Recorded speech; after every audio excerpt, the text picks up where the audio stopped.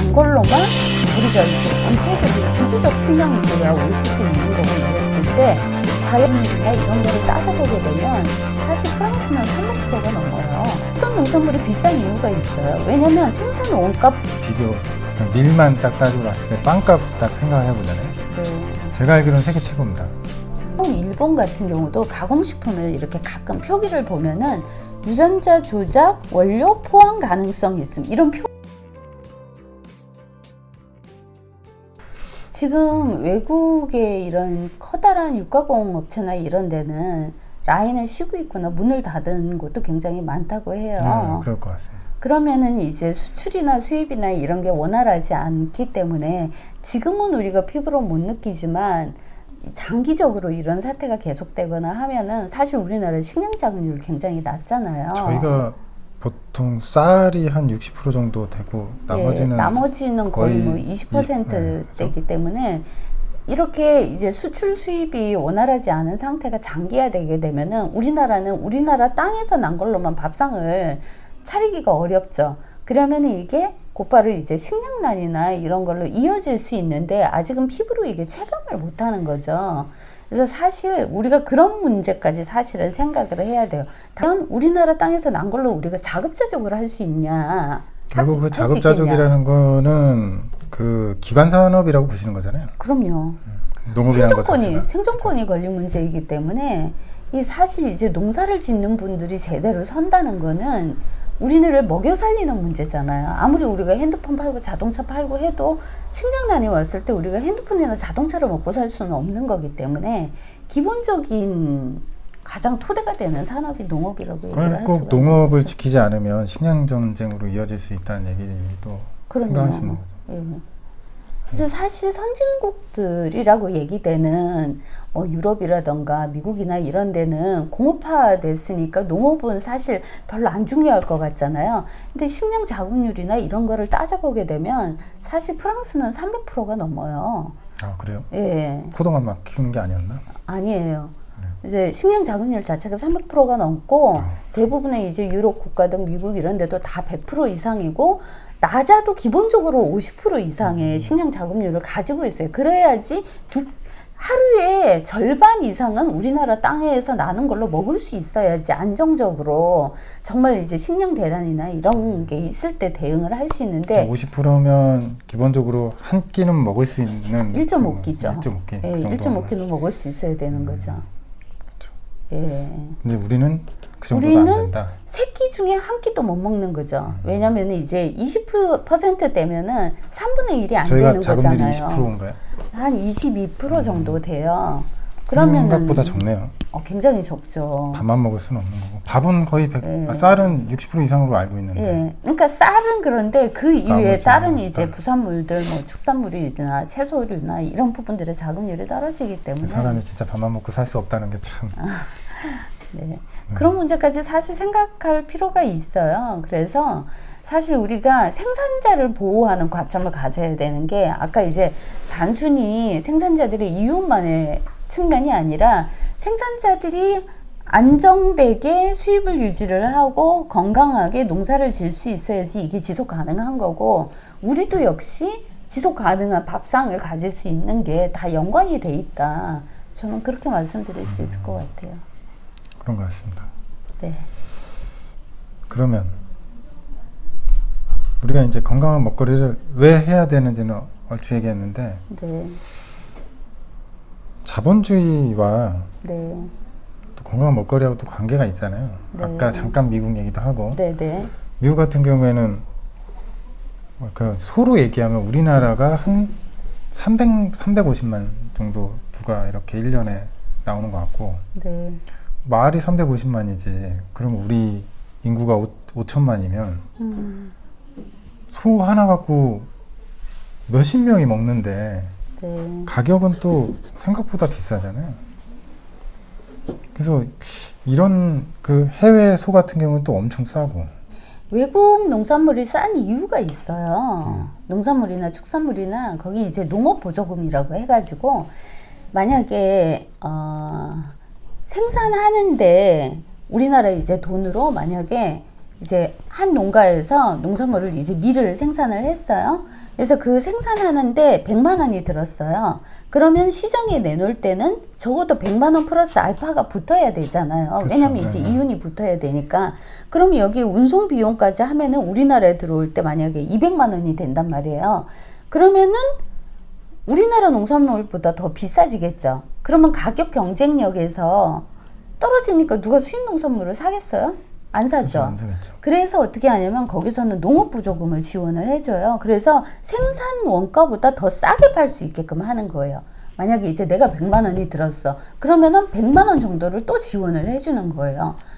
아니면 이제 100만 최소한 원을 2분의 1. 생산을 하는데 예. 100만 원을 준다고요? 지원을 해줘요. 그러면은 그래서 내가 생산한 원가에다가 플러스 알파를 해서 붙여서 팔지 않아도 될 만큼 싼 가격에 팔 수 있게끔 지원을 해주는 거죠. 그래서 수입 농산물이 쌀 수 있는 거예요. 우리는 농업보조금 같은 게 실제로 그렇게 제도가 되어 있지 않기 때문에 국산 농산물이 비싼 이유가 있어요. 왜냐하면 생산 원가 플러스 노동력이 들어가고 또 이거를 유통하는 비용이나 이런 부분들이 다 붙어가지고 시장에 나오잖아요. 그러니까 수입 농산물은 농업 보조금을 받고 싼 가격에 책정이 돼서 오니까 가격 경쟁력 면에서 전혀 경쟁이 안 되는, 게임이 안 되는 거죠. 쉽게 얘기를 하면. 그래서 이 자본주의 세계화 속에서 이 먹거리가 왜 우리 농산물이 이제 외국 농산물에 대해서 경쟁력이 없는가라는 부분을 생각을 해야 되는 게 사실 이게 시장을 장악하기 위한 과정이거든요. 왜냐면 싼 값에 팔아야지 처음에는 좋아서 수입 농산물을 많이 들어가서 사람들이 소비를 할 거 아니에요. 그런데 만약에 이제 우리나라 시장이 다 수입산 농산물로 거의 점유가 됐어요. 그러면 나중에도 계속 싼 값에 팔아줄까요, 이거를?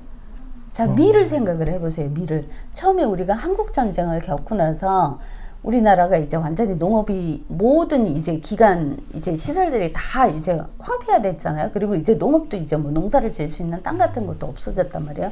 원조가 들어왔어요, 그 당시에. 미국에서 잉여 농산물이 굉장히 많이 생산이 됐어요. 그래서 밀을 막 바다에 버리고 막 그랬거든요. 농산물 가격 유지하기 위해서. 근데 이제 이거를 원조를 주게 됐어. 그러니까 우리는 되게 고맙게 생각하고 그걸 막 받아서 먹었잖아요. 그래서 그때 막 혼식도 하고 분식도 하고 막 장려를 하고 그랬는데. 막 국수 먹으라고 막. 그랬죠. 어릴 때 아저씨 막 연식 도시락 나오는데? 검사하고 막 그랬단 말이에요. 그런데 보니까 그때는 이제 공짜를 줬잖아요, 우리가. 그러니까 우리나라 밀산업이 계속 이거를 다시 우리나라 밀산업을 다시 세우게끔 해야 되는데 우리가 원조를 계속 받다 보니까 밀농사를 안 짓게 되죠.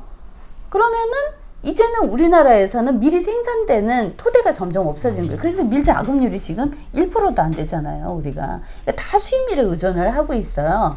이게 밀 얘기하니까 그러니까 언젠가는 근데 계속 공짜로 팔던 거를, 공짜로 주던 거를 돈을 받고 팔기 시작하죠. 그러다가 지금은 어떻게 되고 있어요?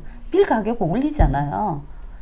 재분소도 몇 개 안 되잖아요. 네. 왜냐면 우리나라 빵이나 조금 만들고 마니까. 우리 밀을 찾기가 힘들죠. 기본적으로 이제 밀 농업 자체가 파괴가 된 데다가 기반 시설이 다 따라서 망하는 거예요. 그러니까 재분소나 이런 것들도 다 같이 망하고 그렇게 되기 때문에 더더욱 더 수입밀에 의존할 수밖에 없고 처음에는 싼 가격에 이걸 샀지만 점점점 밀 가격을 올리게 되는 거예요. 그럼 우리는 이제 울며 겨자 먹기로 비싼 값을 부르더라도 그걸 돈 주고 사 먹을 수밖에 없는 시스템화에 계속 종속이 돼가는 거죠. 그래서 사실 처음에 싼 가격에 수입 농산물이 들어오는 걸 좋다. 값이 싸. 막 이렇게 좋다고 받아들일 일이 아니라. 예로 예전에 네. 그 우리 개방할 때 제가 아직도 생각나는 게 체리 생각납니다. 체리. 우루과이 라운드였나 그때인가? 네네, 그 어렸을 때 있었어요. 그때가 제가 언제인지 모르겠는데 그때 개방되면 체리 싸게 먹을 수 있다고. 농산물 개방해야 돼. 기억나시나요? 난리 났어. 그 체리 싸다고 그거를 개방할 때 그걸 막 얘기하면서 할 때 했었는데 결국 지금 체리 가격이 올랐죠, 많이. 별로 싸지도 않아요. 그거 사 먹으려고 그러면 맞아요. 그때 처음에만 조금 그렇고 지금은 뭐 또 돌아오기 타물이라서. 그러니까 다 비슷한 과정을 겪을 거예요. 처음에 진입할 때는 진입 장벽을 낮춰야 되니까 굉장히 싼 가격에 들어와요. 제가 싼 가격 얘기하시니까 좀 해외여행이나 가보면 네. 우리나라 빵값 비교 그러니까 밀만 딱 따지고 봤을 때 빵값 딱 생각을 해보잖아요. 네. 제가 알기로는 세계 최고입니다. 빵값이. 프랑스나 이런 데 다른 데 가서 우리나라 빵값 얘기하면 게임이 안 되거든요. 그러면 아까 그 말씀하신 것처럼 네. 자금률이 안 된다는 얘기잖아요. 기본적으로. 그렇죠. 어느 순간 우리도 모르게 빵값이 올라간 이유는 예. 그 이유가 있었다는 거죠. 원자재 값이 원자재 계속 값이 올라가니까. 슬금슬금 나도 모르게 예. 쌀떡볶이 먹어야 되나. 쌀도 지금 수입쌀 많이 들어오잖아요. 근데 그나마 지금 우리가 쌀을 지키고 있기에 망정이지, 값싸다고 해가지고 수입쌀에 계속 의존을 하다 보면 언젠가는 쌀 시장도 그렇게 될 수가 있는 굉장히 위험한 상황인 거죠. 이게 항상 그 선거 때 되면은 쌀 가지고 항상 뭐 얘기를 많이 하잖아요. 네. 나름 이거는 마지노선으로 지키고 있다고 보긴 하는데 이제 이것도 이런 식으로 가면 어떻게 될지 모른다는 거죠. 네. 그래서 사실 세계의 이 식량 시장을 장악하고 있는 다국적 기업이 큰 기업 몇 군데에서 다 이거를 거의 한 4-5군데에서 70-80% 이상을 점유를 하고 있다고 생각을 하시면 돼요. 그래서 우리 같이 작은 나라에서 여기에 버티면서 우리 식량 시장을 지키기 위해서는 어떻게 해야 될까? 굉장히 우리 숙제가 큰 거죠, 사실은. 그러게요. 농식품부도 참 그런 게 이게 중간에 이 양반들이 노는 건 아니잖아요. 그러다 보니까 근데 참 한숨이- 농업 정책이 정말 중요하다라는 걸 생각하는 정치인들이 좀 많아져야 되고요. 사실 지금은 조금 한숨이 나와요. 그래요? 예, 왜냐하면 농업에 대해서 별로 투자를 안 하고 있고 큰 고민을 안 하는 것 같아요. 제가 이게 볼 이제 때는. 자본주의화 되면서 네. 이게 이제 시장 논리로 따지다 보니까 아까 말씀드렸지만 농업은 시장 논리가 아니고 기본적으로 기간 산업이라고 생각을 해야 되는데 그 논리가 아니고 지금 좀 미국이나 그런 데서는 보조금을 주면서까지도 이제 이렇게 작업률을 높이고 생산을 높여서 이렇게 하고 그게 어떻게 보면 산업이 된 거잖아요. 근데 그럼요. 우리는 지금 작다 보니까 네. 경쟁도 안 되는 데다가 그렇죠. 그런다고 보조금 정책이 이렇게 원활하게 되는 것도 아니고 노동력이 가서 일하려고 하는 사람이 많지도 않고 그러니까 자기 소득 수준이 올라가야 그걸 하는데 그게 안 되잖아요. 기본적으로 시골에 있다 보면 제가 돈 되는 거는 삼농사 하는 거 말고는 제가 본 적이 없어요. 기껏해야 오이 정도? 그러니까 사실 이게 농업이 국가 경쟁력이라는 거를 잘 정책을 하시는 분들이 인지를 하고 있어야 되고 그 농사를 짓는 분들이 계속 지속 가능하게 농사를 지을 수 있도록 지원해 줄 수 있는 방안들을 계속 생각을 하고 해야 되는데 고민이 아직은 그 농정 쪽으로 와 있지를 않은 것 같아요. 국회의원도 농사 짓던 분들은 별로 없잖아요. 예전에 한 분 이제 한복 입고 막 이렇게 농민 출신 분이 있었던 것 같은데 강달프님 네. 계셨죠. 지금 이제 뭐 거의 사라지셔가지고 없어지시고 그래서 이제 우리가 GMO 문제나 뭐 이런 걸 생각하더라도 보면은 농업 문제에 대해서는 아직까지는 너무 고민들을 많이 안 하시는 것 같다. 그런 것 같습니다. 이게 네. 산업의 변화도 마찬가지지만 농업을 하려고 하는 사람은 별로 없잖아요. 네. 진짜 아직까지도 우리나라는 맨 땅에 헤딩해가지고 몸으로만 해야 되니까 이게 문제예요. 우리가 지금 실업률이 굉장히 높아지고 있잖아요. 실업률만 높다고 저는 생각해요. 개인적으로. 청년들이 자기 전망을 찾기가 어려운데 농사는 다 피하잖아요. 다 3D 업종이야. 농사가 제일 힘들어. 근데 정말로 농업 속에서 자기 전망을 찾을 수 있도록 제도적으로 지원이 되면 괜찮거든요. 지금 농민 기본소득 이런 얘기 나오고 있잖아요. 저는 꼭 필요하다고 생각을 해요. 개인적으로 한 연봉 한 7천만 원 정도 나오게 해주면 그래도 안 할 거예요 아마. 그래도 워낙 힘드니까. 지금 50만 원 얘기하고 있는데. 아니 외국은 뭐 생산하면 100% 준다면서요. 네. 왜 안 하는 거지? 하여간 그 실업 그냥 없어질 것 같은데. 그죠? 그럼요. 참고로 저희 처남이 농사를 그치거든요. 짓고 계십니까? 예. 훌륭하십니다. 훌륭한데 힘들게 살더라고요. 하여간 그런 사람이 좀 많이 늘어나야 되는데 맞아요. 아무나 할 수 없는 것 같기도 하고 어떻게 보면은 이 농사 짓는 사람들도 프라이드가 있어가지고 사명감이 좀 있긴 하더라고요. 이게 네네. 관행이냐 아니냐에 따라 문제가 있긴 한데 자관 시장경제 되고 자본주의화 되면서 문제는 하여튼 이렇게 좀 벌어진다고 봅니다. 일본 같은 경우도 가공식품을 이렇게 가끔 표기를 보면은 유전자 조작, 원료 포함 가능성이 있음. 이런 표. 말씀드린 게 화학농법하고 이제 유전자 조작 이런 농산물들 있잖아요. 네네. 이런 것들 이제 우리가 쉽게 워낙 접하니까 네. 뭐 설명을 좀 해주신다면. 지금 이제 GMO는 많이 이제 들어보신 분도 있을 텐데 또 이제 정확히 알고 계시는 분들이 이제 많지는 않을 거예요. 대표적인 이제 제가 GMO를 가장 많이 하는 품목이 이제 콩하고 옥수수이기 때문에 콩을 좀 예를 들어서 설명을 해드리면 콩은 원래 농약을 많이 안 뿌리는 작물이에요. 옛날부터 콩에는 농약 안 쳐 이런 얘기 좀 들어보셨어요? 네, 그렇죠. 근데 보기도 하고. 그 이유가 콩은 쌍떡잎 식물이기 때문에 제초제를 뿌리면 죽어요. 원래 제초제가 쌍떡잎 식물을 죽이거든요. 잡초가 다 쌍떡잎 식물이에요. 아, 그래요? 콩이 쌍떡잎 식물이라서 콩에는 제초제를 못 뿌려요. 같이 죽거든. 제초제 뿌리면은 잡초 죽이려다가 콩도 죽이는 거예요. 그래서 콩밭은 다 일일이 손으로 매야 돼요. 왜 시골에서 자라셨으면 콩밭 매본 경험 있으세요? 저는 농활 가서 매봤거든요.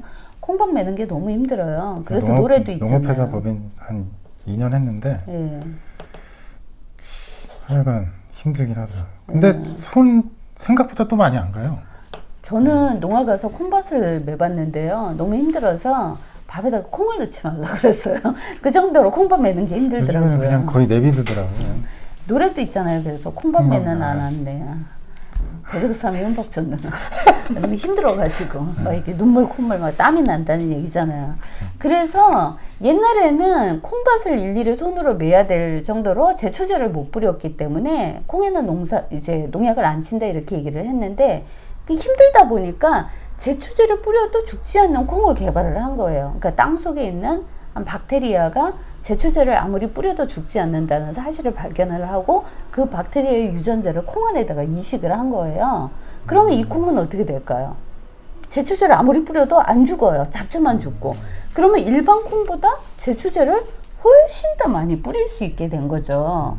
그래서 농약을 뒤집어 쓴 그런 콩을 우리가 먹게 되는 거죠. 근데 사람 몸에 미치는 영향도 생각을 해보면은, 자, 생각을 해보세요. 자, 콩 안에 박테리아 유전자가 이렇게 들어왔어요. 그럼 얘는 콩이 아니잖아요.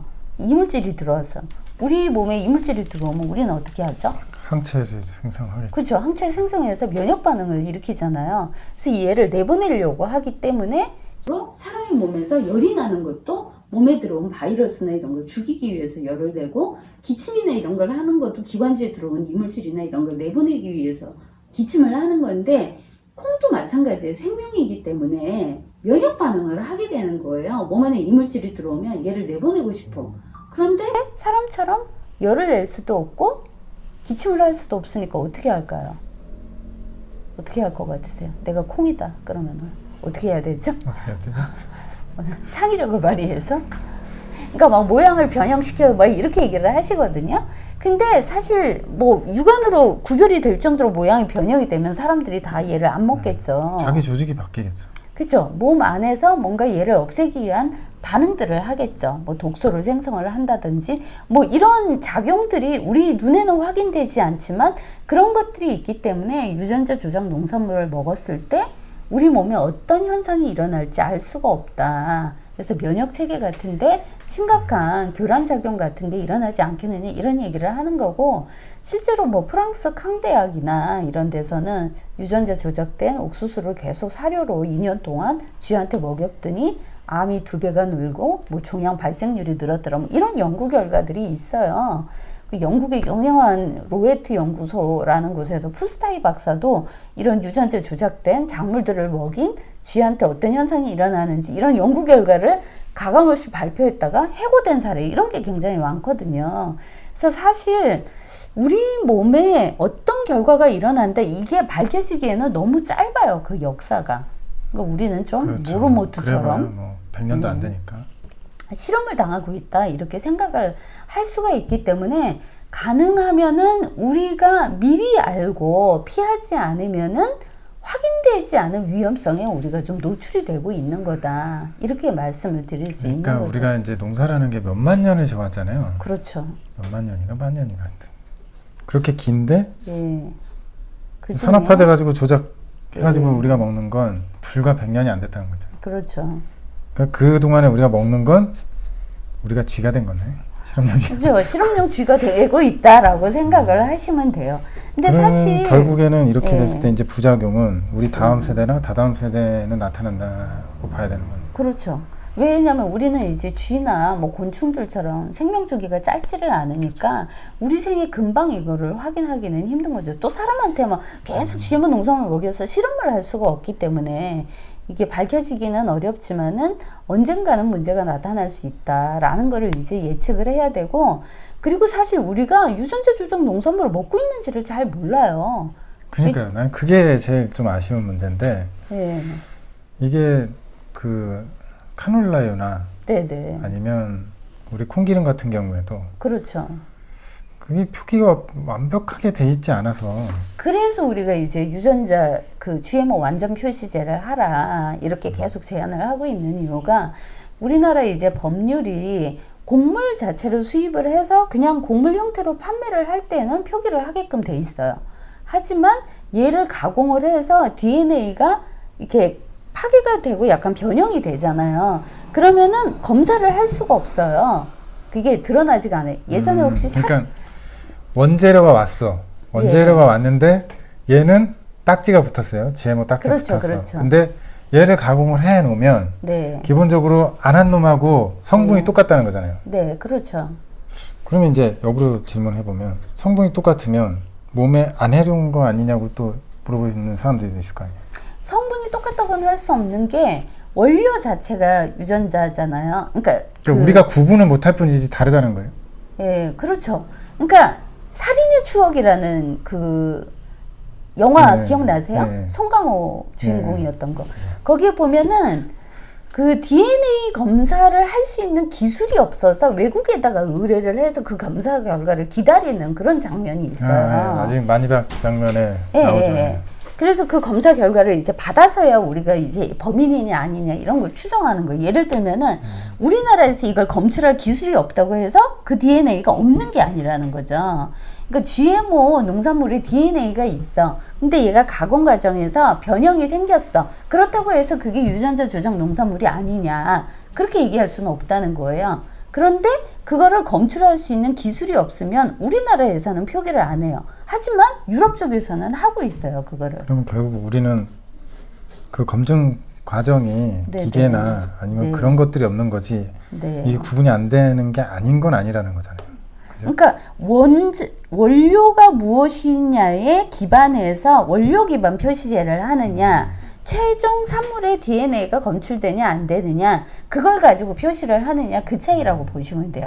어떻게 보면은 이제 먹거리에 대한 기본 권리가 우리는 박탈됐다고 봐도 되는 건가요? 그러니까 내가 알 권리, 이거를 이제 알 권리를 그렇죠. 나는 이걸 먹기가 싫어. 네. 근데 모르고 먹는 거잖아요. 그러니까 유럽 같은 데는 식당을 가면은 메뉴판에도 그거를 표시를 하게끔 돼 그래요? 있어요. 유전자 조작된 농산물을 원료로 했으면은 그런 원료를 썼습니다. 가까운 일본 같은 경우도 가공식품을 이렇게 가끔 표기를 보면은 유전자 조작 원료 포함 가능성이 있음, 이런 표기가 있어요. 그러니까 이게 DNA가 검출이 되든 안 되든 원료 기반 표시제를 하고 있는 거죠. 그러니까 선택은 알아서 소비자가 해라. 이런 것들이 기본적으로 보장이 되는데 우리는 전혀 그런 부분에 대한 표시제가 안 돼 있기 때문에, 그래서 저희가 이제 GMO 완전 표시제를 하자라고 얘기하는 거는 알 권리를 보장하자. 그래서 먹더라도 내가 선택할 수 있게끔 하자. 이런 거를 주장을 하고 있는 거죠. 알 권리 얘기하니까 예전에 우리가 이제 도로교통 쪽에서 보면 자동차 이렇게 과속하면 과속 카메라가 옛날에는 네네. 거짓말로 이렇게 있었었거든요. 네네. 인권위원회에서 그거를 제소를 해갖고 이거 사람 속인 거다. 분명히 속인 거다 해가지고 그게 없어졌어요. 아, 그래요? 네. 그래가지고 거짓말 카메라는 없어지고 진짜 이제 카메라만? 실제 있는 것만 이제 해갖고 하고 중간에 이제 그 사람이 와가지고 찍고 그런 것들만 이렇게 따로 생기긴 했는데 옛날에는 거짓말로 다루는 게 몇 개 있었어요. 그래가지고 이제 농업에도 이제 그런 쪽으로 좀 발전을 해야 된다라고 네. 보시는 거잖아요. 네. 한동안 꽤 많은 얘기를 했습니다. 그죠? 그래서 오늘은 여기까지 하고 뭐 자세한 얘기는 나눠서 또 하시고 네. 오늘 인터뷰는 어땠던 것 같습니까?